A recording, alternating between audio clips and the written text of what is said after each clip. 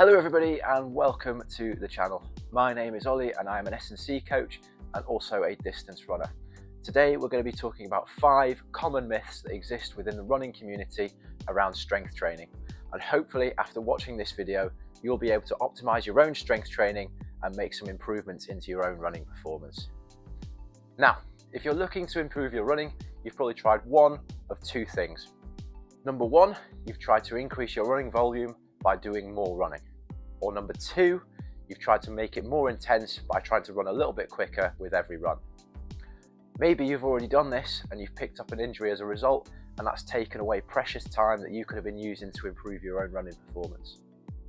If you're finding yourself in a similar position, then you're likely going to benefit from adding strength training into your own running program.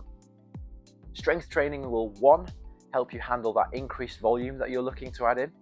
2, it'll also help you handle the increased intensity that you're wanting to add in. And 3, it'll help you strengthen any previous injury sites that you've picked up in the past.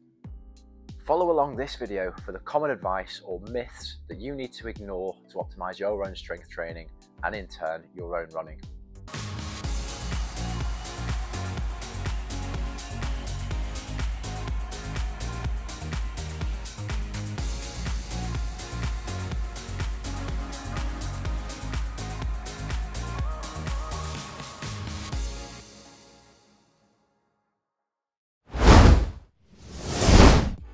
Okay, let's get into it then. Myth number 1, you don't need to lift heavy.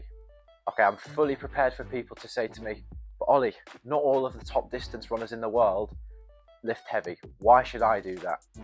The difference is that these guys are so well conditioned to their running and they're achieving such high volume that adding in heavy lifts in their strength training is going to make them so sore, and that having that soreness is not going to be able to make them train with the intensity that they need and also with the volume that they need to achieve. And I'm not saying that every lift should be heavy, but the average runner in their strength training program will benefit from 1 to 2 heavy strength exercises, such as a squat or a lunge, to build their foundational strength, which in turn will develop their capacity for repeated movements without breaking down. In addition to this, you want to be completing also some pretty intense accessory exercises that are going to target your hamstrings, your calves, your hips, or your core, for example. This way you can develop some specific muscle strength and capacity, and we can even change our focus at different points in the year. But that's more for another video. Okay, so you stuck with me during the controversial myth number 1. On to myth number 2 then, and that is you only need to train single leg. It's another controversial one, and I see this all the time on the internet, and I do understand it. Running is a unilateral sport, meaning we're only using one leg at a time, so surely we should train one leg at a time, right? Unfortunately, that's a problem for one reason, and that reason is bilateral deficit. Now, I'm not going to nerd out here, but bilateral deficit, simply put, imagine you're doing a leg extension.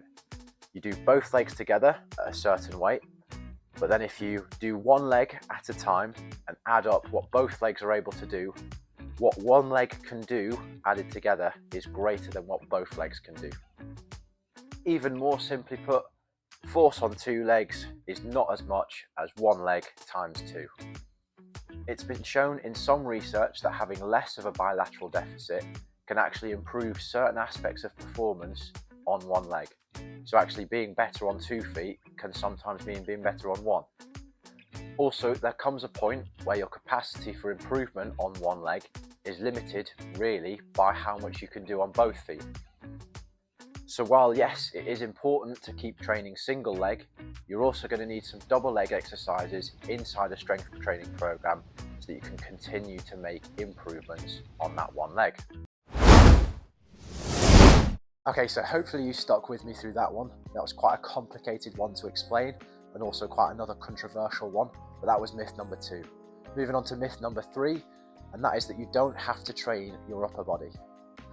I get why people might think that, because obviously when you're running, you're using your legs and your lower body for propulsion, and even I'm guilty at times of not training my upper body when I'm in the business end of the season, but actually, you need it a lot more than you think. Upper body training is so key for efficiency of movement. If we include our upper body training and actually incorporate exercises that train through our whole kinetic chain, so that being through our legs all the way through to our arms, then we become much more efficient at transferring energy from each stride through to each arm swing. It teaches our body to become a little bit more rigid and stay more stable so that we're not wasting energy through any unwanted movement through our arms potentially. The increase in muscle tone that you'll get through upper body training won't add significantly to your weight, so you don't have to worry about a drop in your power to weight ratio. And also I wouldn't recommend doing any more than 3 to 4 upper body exercises in your strength training per week, so actually you don't have to worry about doing enough work to actually make you bulky. So there you have it. Training your upper body can actually make you that little bit faster over your race distance.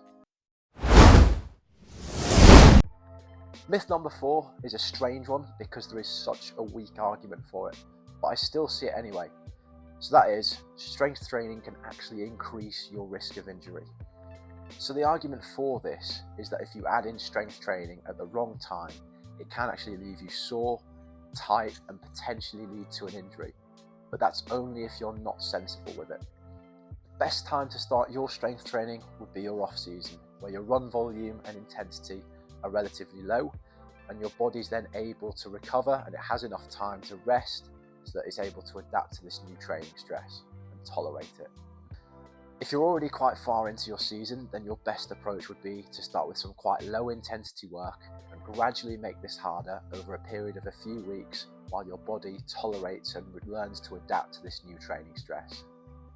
There is not a sport in the world that couldn't benefit from an increase in strength, whether that be to prevent injury, to improve performance, or to generally become more mobile and healthy.